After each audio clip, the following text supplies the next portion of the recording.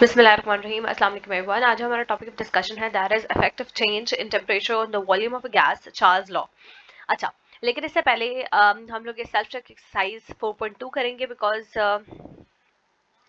ईमान, ये आपका क्वेश्चन था कि दैट आपको ये क्वेश्चन समझ नहीं आया हाउ टू सॉल्व दिस। इससे पहले वाले जो है वो मैंने आपको समझाए थे एग्जाम्पल, ठीक है।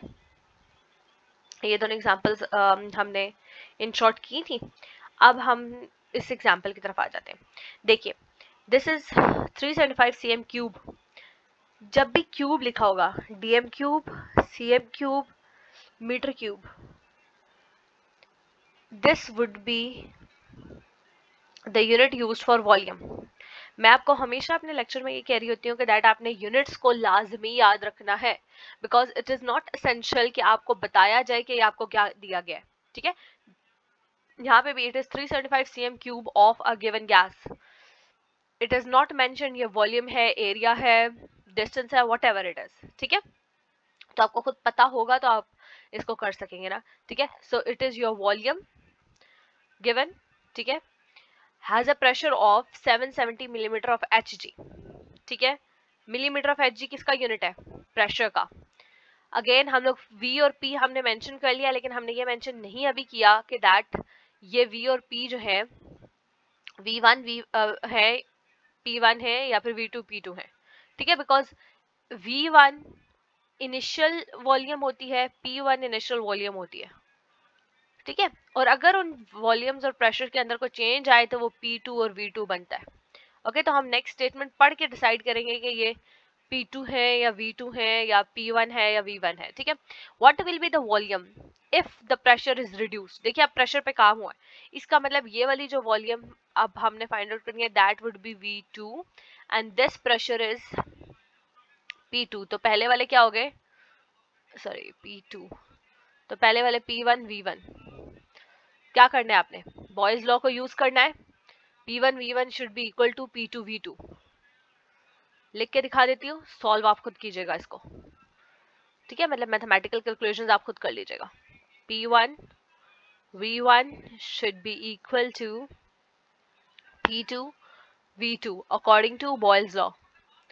P1 क्या है, देखिए, प्रेशर और ये प्रेशर दोनों ही मिलीमीटर ऑफ Hg में दिया हुआ है, तो you do not have to convert it into ATM यानी एटमॉस्फेरिक प्रेशर या टॉर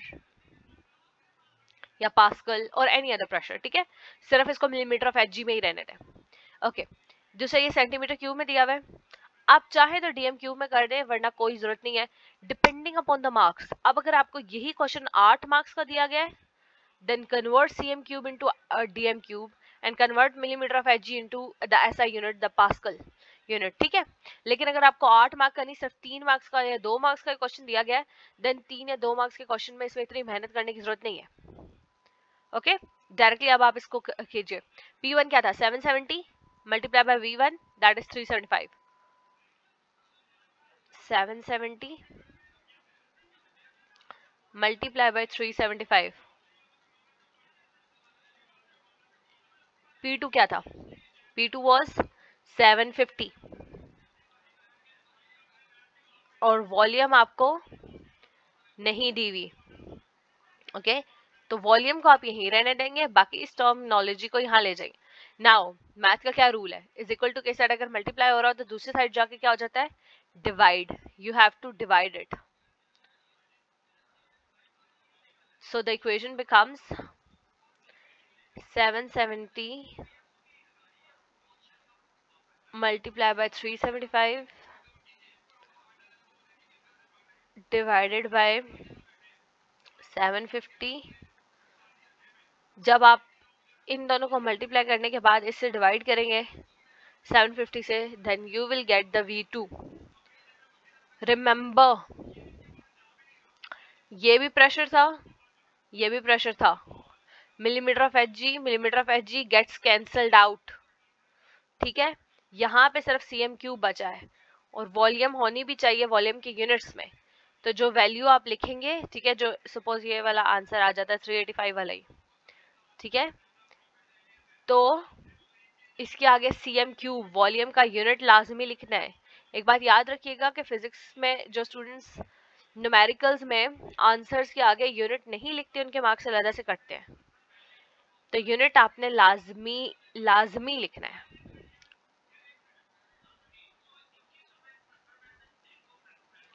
ओके, होप सो ये आपने साथ साथ नोट डाउन कर लिया, नहीं तो आप बैक करके ना पॉज करके फिर नोट डाउन करें। हम अब फॉरवर्ड मूव करते हैं। Charles law, that is an important law, उसकी तरफ आ जाते हैं। ओके, देखिए the thermal expansion of gases के यानी हीट की वजह से गैसेस की का एक्सपेंड हो जाना वो studied by Charles. He derived the relationship between the volume of the gas and the temperature in 1787. ये सारा मुझे समझाने की जरूरत नहीं है, ठीक है। This relationship is known as the Charles law. अब ये चार्ल्स लॉ क्या स्टेट करता है कि that at constant pressure the volume of a given mass of gas varies linearly with the absolute temperature. Volume of the gas varies linearly with the absolute temperature. Remember absolute temperature का क्या मतलब है? Kelvin scale वाला temperature.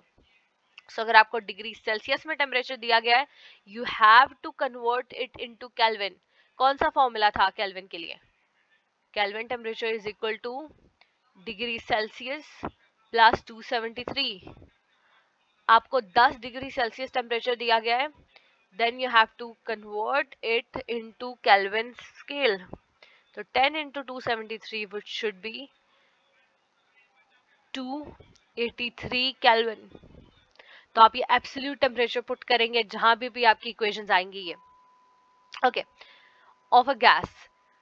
अच्छा, simply क्या है statement? ये है कि दैट जब आप एक कांस्टेंट प्रेशर पे और एक फिक्स्ड अमाउंट ऑफ गैस को हीट देते हैं तो उसकी वॉल्यूम क्या करती है? इंक्रीज होती चली जाती है। आप देखोगे धूप में आपके जो बैलून्स, जो फुली ब्लोन बैलून्स होते हैं, वो फट जाते हैं। बहुत देर उनको धूप में रखो, क्यों? बिकॉज उनकी गैस उनके अंदर से एक्सपेंड होती चली जाती है, बैलून फूलता चला जाता है। एक टाइम आता है बैलून उससे ज्यादा नहीं फूल सकता, देयर फॉर इट एक्सपेंड्स, फट जाता है, फिर यहाँ से सारी हवा निकल जाती है, ठीक है। जहां से भी वो ब्लो करता है, मोस्टली वो बहुत ज्यादा पीसेस में जो है वो ब्रेक डाउन हो जाता है, ठीक है। तो क्या होगा कि बैलून की ये एग्जाम्पल आपके पास मोस्ट कॉमन एग्जाम्पल है for the increase in volume and क्या कहते हैं ड्यू टू द टेम्परेचर। इस वजह से आपको कहा जाता है कि गैस के सिलेंडर कभी भी चूल्हे के पास नहीं रखने चाहिए या हीट वाली जगह पे नहीं रखने चाहिए। क्यों? क्योंकि उन गैस सिलेंडर्स को जब हीट ज्यादा मिलेगी तो गैसेस उनके अंदर से एक्सपेंड करेंगी, और वो गैस जब ज्यादा एक्सपेंड करेगी और उसको जगह नहीं मिल रही तो सिलेंडर फट जाएगा, ठीक है। That is the main reason cylinder फटने का। अच्छा, चार्ल्स लॉ के अब जो मॉडर्न, ये जो डेफिनेशन आपने पढ़ी थी ये बहुत बच्चों वाली डेफिनेशन आप लोगों ने पढ़ी थी, ठीक है। लेकिन अब चार्ल्स लॉ की जो मॉडर्न डेफिनेशन है, मतलब लाइक जो कॉम्प्लिकेटेड डेफिनेशन है, वो क्या है? Eight constant pressure. देखिए अगर आप प्रेशर को चेंज करते चले जाएंगे तो जाहिर सी बात है उससे वॉल्यूम चेंज होगा, ठीक है।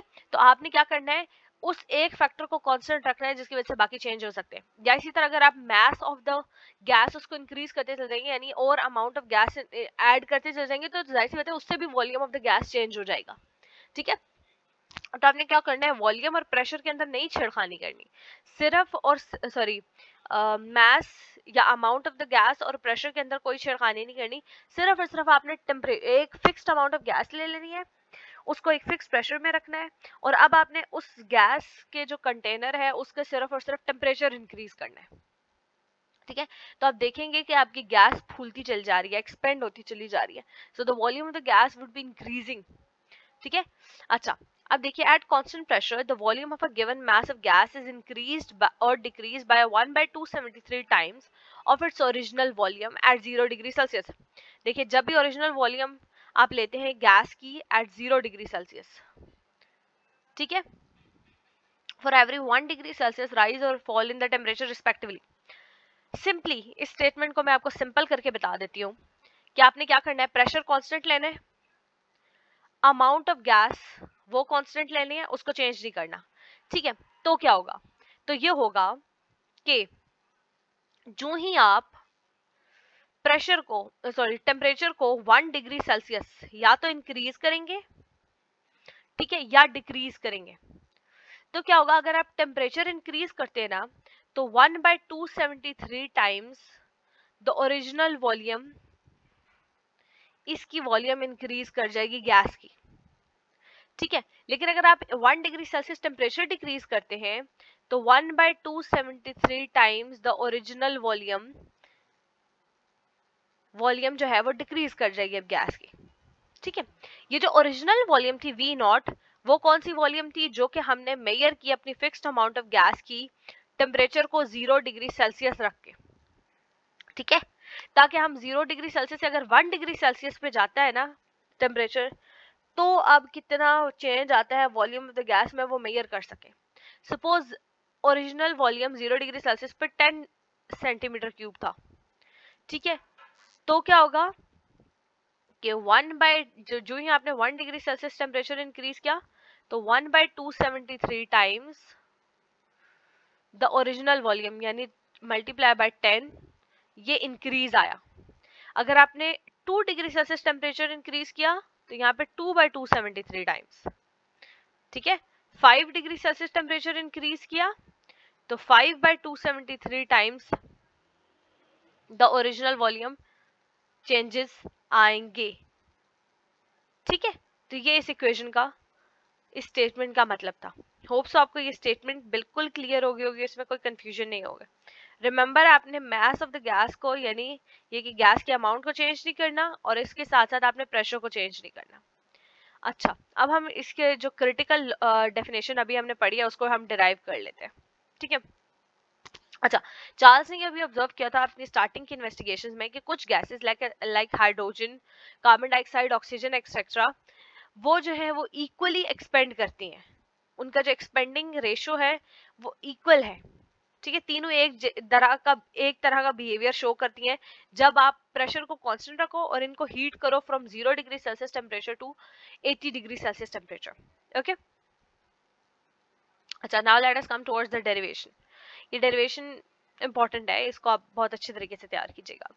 सपोज के इनिशियल वॉल्यूम जो गैस की थी 0 डिग्री सेल्सियस पे, वो क्या थी, वी नॉट थी। वॉल्यूम एट 1 डिग्री सेल्सियस क्या है, V naught plus V naught 1/273, ठीक है।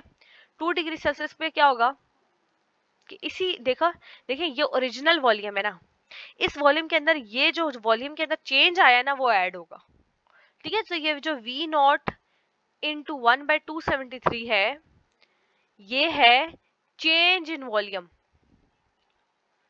ठीक है। तो वो जो आप इक्वेशन लिखते हो ना, टोटल चेंज इन वॉल्यूम,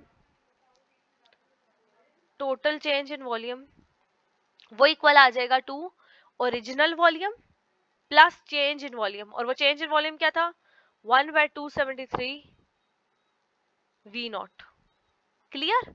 तो ये टोटल चेंज इन वॉल्यूम क्या है, original volume plus change in volume, okay. So hope so आपको ये इक्वेशन के ये कैसे आई है, ये कैसे लिखी हुई है, ये क्लियर हो गई होगी। अच्छा, आप देख रहे हैं 1 डिग्री सेल्सियस होगा तो 1/273 टाइम्स, 2 डिग्री सेल्सियस है तो 2/273, 3 है तो 3/273, यानी यहाँ पे जो भी टेम्परेचर के अंदर चेंज आएगा 273 के ऊपर वही आएगा, ठीक है। अब आप क्या करें, वी नॉट को कॉमन ले लें, okay. V naught is taken as common and it is 1 plus T/273. Now let us take the LCM. 273 ऊपर आ जाएगा, यहाँ पे मल्टीप्लाई हो जाएगा, तो it becomes 273 plus T divided by 273। अब आपको ये पता चलता है कि 273 प्लस ये जो स्मॉल t होता है ना, ये डिग्री सेल्सियस के लिए यूज होता है वाले टेम्परेचर के लिए, और जो कैपिटल T होता है वो केल्विन टेम्परेचर के लिए यूज होता है। तो T/273, ये जो ये वाली स्टेटमेंट है, let me highlight it for you guys, ये वाली स्टेटमेंट, ये क्या है, ये इक्वल हो जाती है टू द केल्विन टेम्परेचर, मुझे मैं लिखा था ना T डिग्री सेल्सियस, ठीक है। तो अब आप क्या करोगे, इसकी जगह 273 plus T into T square, sorry T into 273 plus Celsius temperature, ठीक है, वो केल्विन टेम्परेचर के इक्वल हो जाता है। तो केल्विन टेम्परेचर में लिखा जाता है इन कैपिटल टी फॉर्म, ठीक है। तो 273 प्लस टी के बजाय क्या आ जाएगा, एब्सोल्यूट टेम्परेचर टी। तो जो चेंज इन वॉल्यूम है वो आप कैसे, कौन से फॉर्मूला से पता लगा सकते हो, देखो वी नॉट यहाँ पे आपने कॉमन नहीं लिया हुआ था, ये वाली इक्वेशन जो है वो सारी टी बाई 273 में कन्वर्ट होगी, then it is V naught over 273 into kelvin temperature. तो यूं आप चेंज इन वॉल्यूम को स्टडी कर सकते हैं by using Charles law. Okay, और यहां से ही आपको देखिए वी नॉट भी कांस्टेंट है, 273 भी एक कांस्टेंट है, ठीक है, जबकि ये एब्सोल्यूट टेम्परेचर चेंज होना है और उसके हिसाब से ये वी चेंज होना है, ठीक है। तो यहीं से आपको कंफर्म हो जाता है। अब ये कॉन्स्टेंट्स में हटा दूं और इनकी जगह प्रोपोर्शनैलिटी का साइन आ जाए तो आपको पता चलता है कि वी टी, ये जो चेंज वॉल्यूम है वो डायरेक्टली प्रोपोर्शनल है टू द एब्सोल्यूट टेम्परेचर। तो चार्ल्स लॉ की ये डेफिनेशन आपके पास आ जाती है। Hope so I am clear with this. अच्छा, does the law state that the volume of a definite quantity of gas at constant pressure is directly proportional to the absolute temperature? ये देख लीजिए, इनने V not over 273 के बजाय क्या use किया, constant K। Okay, does the temperature on the degree centigrade or the Celsius scale can be converted into the absolute scale? ये भी मैंने आपको सिखा दिया था कि दैट जो केल्विन टेम्परेचर होता है वो इक्वल होता है to degree Celsius temperature plus 273, but ये एग्जैक्टली 273.15 ये टेम्परेचर है, ठीक है। अब हम आ जाते हैं टुवर्ड्स अगेन दिस इक्वेशन, ये जो हमारे पास अभी यहाँ पे आई है सारा कुछ सॉल्व करने के बाद, that v is equal to k into T. तो अब आपको ये भी पता चलता है कि दैट अगर हम इस कांस्टेंट को दूसरी साइड पे रखें और t को इधर ले आए, ठीक है, यानी वेरिएबल्स को एक तरफ शिफ्ट कर दें जो कि चेंज हो सकते हैं और कांस्टेंट को एक तरफ रख दें, then it becomes v over t is equal to k। Okay, यानी it is equal to a constant. तो वॉल्यूम 1 टेम्परेचर 1 वो इक्वल हो जाता है टू वॉल्यूम 2 ओवर टेम्परेचर 2, ठीक है, जैसे आपने P1 V1 is equal to P2 V2 study किया था, इसी तरह आपके पास ये डेरिवेशंस आ जाती है, ठीक है, जहाँ पे V1 और T1 क्या है, इनिशियल वॉल्यूम और टेम्परेचर है, जबकि V2 एंड T2 ये जो है वो फाइनल, जब आपने कोई भी चेंज किया है टेम्परेचर और वॉल्यूम के अंदर, ठीक है, तो वो क्या है, वो फाइनल वॉल्यूम और टेम्परेचर है, ठीक है। This the equation of Charles law gives a straight line proved by the plotting of a graph between the volume and the temperature. अब वॉल्यूम और टेम्परेचर के बीच एक ग्राफ प्लॉट करें तो आपको पता चलता है कि एक स्ट्रेट लाइन ग्राफ आता है, ठीक है। इसका क्या मतलब है कि दैट जैसे जैसे आप टेम्परेचर चेंज करते चल जाएंगे वैसे वैसे वॉल्यूम के अंदर एक लीनियर चेंज आता चल जाएगा।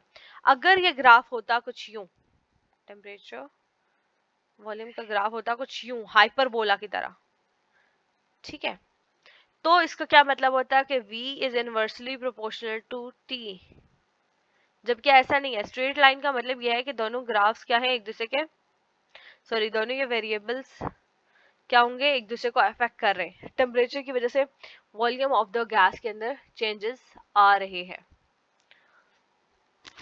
ओके, अच्छा, अब इस तरह का ग्राफ, अब चूंकि ऐसे बार्स या ऐसे ग्राफ्स जिनमें हम प्रेशर को कांस्टेंट रखते हैं उन्हें आइसोबार्स कहा जाता है।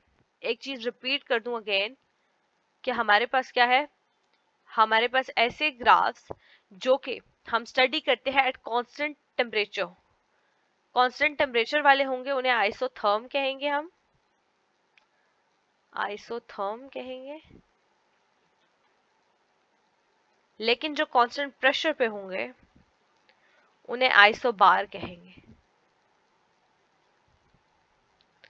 ठीक है। आपने सुना होगा ना बैरोमीटर, तो बैरोमीटर से ये बार है, बैरोमीटर प्रेशर को मेजर करता है, थर्मोमीटर टेम्परेचर को मेजर करता है। तो आइसोथर्म जो है कांस्टेंट टेम्परेचर होगा, यानी टेम्परेचर नहीं चेंज हो रहा, एंड आइसोबार यानी प्रेशर कांस्टेंट है। तो आइसोबार आपको कहाँ मिलेंगे, चार्ल्स लॉ के मुताबिक, एंड आइसोथर्म्स जहां पे हमने टेम्परेचर कांस्टेंट किया था वो आपको मिलेंगे बॉयल्स लॉ के अंडर, ठीक है। So hope so I am clear with this, and आपको ये चार्ल्स लॉ क्लियर हो गया होगा। इसके बाद एब्सोल्यूट जीरो वाला क्वेश्चन आ जाता है एंड देन हमारे पास ये वाले क्वेश्चन आ जाते हैं। सपोज यहाँ पे एग्जाम्पल देख लीजिए पहले। If 50 centimeter cube of a gas, this is volume, syringe at 15 degree Celsius. Now you're finding it out. This is degree Celsius. Temperature दिया हुआ है लेकिन क्या है, स्मॉल टी के साथ हम लिखेंगे। ठीक है, इसको केल्विन टेम्परेचर में कन्वर्ट करना जरूरी है। हम इसको प्लस 273 ऐड करेंगे इसके अंदर। ठीक है, 15 प्लस 273 एंड इसको कन्वर्ट कर देंगे into absolute temperature, kelvin temperature, that is 288 kelvin. ठीक है, the syringe is heated to 50 degree Celsius, यानी हीट करके इस टेम्परेचर तक लाए। So this should be T2। तो ओरिजिनली क्या है, ये V1 था, ये T1 है और ये T2 है। ठीक है, इसको भी अगेन ये भी डिग्री सेल्सियस में, इसको आपने केल्विन टेम्परेचर में कन्वर्ट करना है। And the piston of the syringe is allowed to move outward against the constant atmospheric pressure. Atmospheric pressure क्या था, constant था। ठीक है, calculate the new volume. You have to calculate the V2. So what was the question? V1 over T1 should be equal to V2 over T2. So what would we do? V2 हमें यहाँ पे चाहिए तो हम T2 को दूसरी तरफ ले जाएंगे। It becomes V1 over T1 multiplied by T2. Values put करेंगे, ऊपर V1 यानी 50 से cm क्यूब आएगा और T2 यानी ये 50 डिग्री सेल्सियस को जो हम कन्वर्ट करेंगे केल्विन टेम्परेचर में यानी 323 केल्विन वो आएगा। ठीक है, डिवाइडेड बाय T1 जो ये इनिशियल टेम्परेचर था वो आ जाएगा। तो आपके पास फाइनल वॉल्यूम आ जाएगी, that is basically 56 cm cube. So this is your new volume of the hot gas. Answer लिखा आपने, यूनिट लिखा और साथ में एक लाइन के अंदर भी आंसर आपने दे दिया थ्योरेटिकली, बिकॉज मैथ्स तो नहीं है ना ये सब्जेक्ट आपके लिए। ठीक है, तो आपने इसको साइंस के सब्जेक्ट की तरह ही ट्रीट करना है। मैथ्स को सिर्फ इज इक्वल टू दिस करके आगे आंसर लिख के बस नहीं कर देनी, आपने नीचे स्टेटमेंट देनी है कि the new volume is this. अब नेक्स्ट हम जो टॉपिक डिस्कस करेंगे that would be Avogadro's law, लेकिन ये हम नेक्स्ट वीडियो में डिस्कस करेंगे।